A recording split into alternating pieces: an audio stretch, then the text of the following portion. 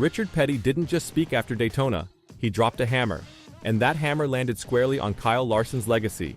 What happened in those final 6 laps at Daytona wasn't just racing, it was war. A playoff berth was hanging in the balance. One shot, one moment, one last chance for Erik Jones to lock himself into the postseason.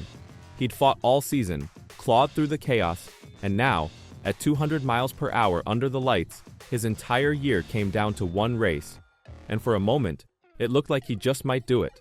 But then came Kyle Larson. Larson didn't need anything. 3 wins, playoff spot secure. He could have lifted. He could have moved up. He could have let the hungry driver behind him have a real shot. But he didn't. Instead, he played it close. Too close. He crowded Erik Jones, forcing the number 43 car toward the wall, right when it mattered most. It didn't cause a wreck, but it killed momentum. Just like that, Jones was done. From the front of the pack to 5th in the blink of an eye. And 5th place? That might as well have been last. Because only a win would save his season. Only a win would punch his ticket. Larson drove away. Erik's season ended right there. Some fans said it was just racing. Hard-nosed, no-nonsense, elbows out, last-lap desperation. Others weren't so forgiving. Larson was already in. What was the point of racing like his life depended on it? Was it pride? Was it ego? Or was it just disrespect? But the real twist didn't come from the fans. It came from the king himself. Richard Petty, yes, that Richard Petty, finally broke his silence. And when he did, the NASCAR world held its breath. Asked if Jones should seek payback, the 7-time Cup champion didn't hesitate. "Erik, don't drive like that. It's over with. That was last week. Forget it. Let's go down the road." That wasn't just advice. That was an order. Sharp, final. The kind of words only a man with Petty's weight can drop. And when he says move on, the paddock listens. But this isn't just about one incident at Daytona. It's about what NASCAR is becoming. See, back in Petty's day, respect ruled the track. You raced hard, but fair. You earned your spot, and you didn't take a man's chance away if you didn't need to. That was the old school code. But is that code still alive today? Jones didn't explode after the race. He didn't throw punches or scream on the radio. He walked straight over to Larson and asked one question. Why? Why that move? Why now? He didn't get a satisfying answer, and maybe he never will. But his composure, that stunned fans. In a world where revenge often rules the next week's headlines, Jones didn't take the bait. He didn't plan a payback.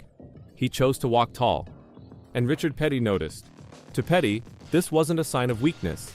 It was a sign of strength. Champions aren't built on grudges, he said. They're built on focus. Jones didn't win the race, but in Petty's eyes, he won something deeper. He showed he belongs in the sport, not just for what he does with a car, but for how he carries himself after the checkered flag falls. But here's the twist. Not everyone agrees with Petty. Some fans are craving drama. They want fire. They want feuds. They want to see Jones slam Larson into the wall next week and take justice into his own hands. Because for them, that's what makes NASCAR exciting. Rivalries, not restraint. So now the sport is stuck in the middle of an identity crisis. Is it still the NASCAR of Petty and Earnhardt, where you shake hands after the race and let grudges die in the garage? Or is it the new age version, where every slight demands payback and every race is just another chapter in a season-long battle of egos? Larson made his choice at Daytona. Aggression over empathy, winning over respect. But Petty? He's made his too, and he's not afraid to call it like he sees it. "I was looking at that deal," Petty said, thinking back on the crash. "There was what, 18 or 19 different leaders in that race? That's racing in Petty's eyes. Wild, unpredictable, but not cruel. But was Larson cruel, or just ruthless? That's what makes this moment so powerful. One move, one driver's dream destroyed, and the king calling for calm, while the fire rages hotter than ever. But Richard Petty wasn't finished. Not even close. Because what he said next exposed more than just Larson's decision. It exposed NASCAR's soul. While the Daytona wreck stole headlines, Petty turned everyone's attention to something bigger. NASCAR's future, the racing, the cars, the entire foundation of the sport. And he didn't sugarcoat a thing. "It's not just one thing," he said, when asked about what's going wrong with the next-gen car. "It's a combination. More horsepower, raising the cars off the ground, changing the aero, whatever it takes. Right now, I don't think anybody's got it figured out."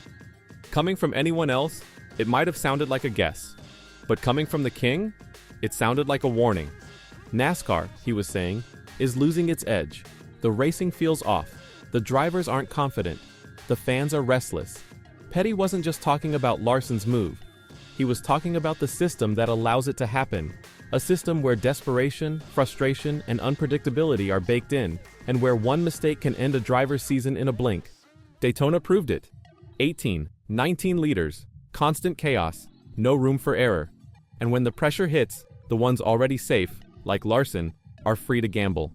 While the ones fighting for their lives, like Erik Jones, pay the price. And what's worse, there's no safety net. One bad move, and it's all over. For Jones, Daytona wasn't just a race. It was the end of the line. And Larson's move made sure of that. It wasn't a wreck, but it might as well have been. Fans noticed. Social media lit up. Debates exploded. Some called Larson heartless. Others said it was pure racing. But many, many more asked the same question. Shouldn't a driver already locked into the playoffs race with more care? More awareness? Because let's be real, Larson didn't need that move. He chose it. And that choice cost another driver everything.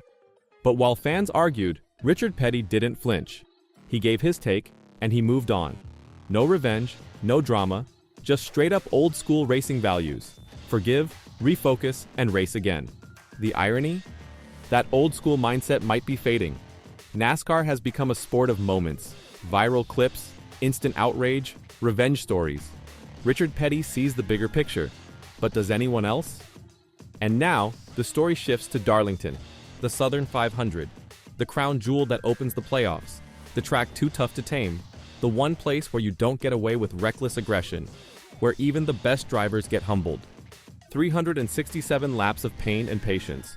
One missed corner, and you're scraping the wall. One bad restart, and your night is over. Kyle Larson knows that. And yet, he's entering with the spotlight on him, and not in a good way. All eyes are watching. Not just to see if he can win, but to see how he races. Will he show maturity, or double down on the bulldozer style? Because at Darlington, if you try to muscle your way to the front, the track fights back. For Erik Jones, Darlington is personal. He's won there before, twice. And while his playoff hopes are gone, his pride is not.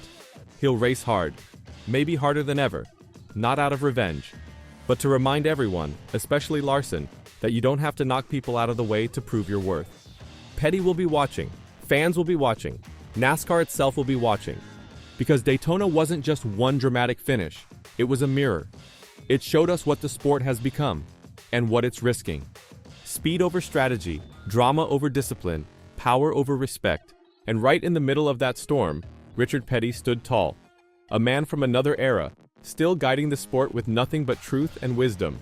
So now we ask again, was he right? Forget it.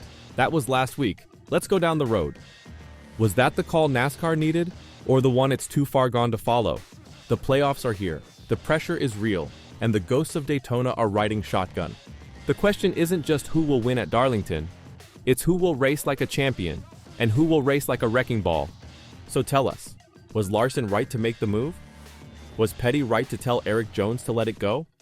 Or has NASCAR become a place where being the nice guy just means you finish fifth and go home? Let us know in the comments, because one thing's for sure, this war isn't over, not by a long shot.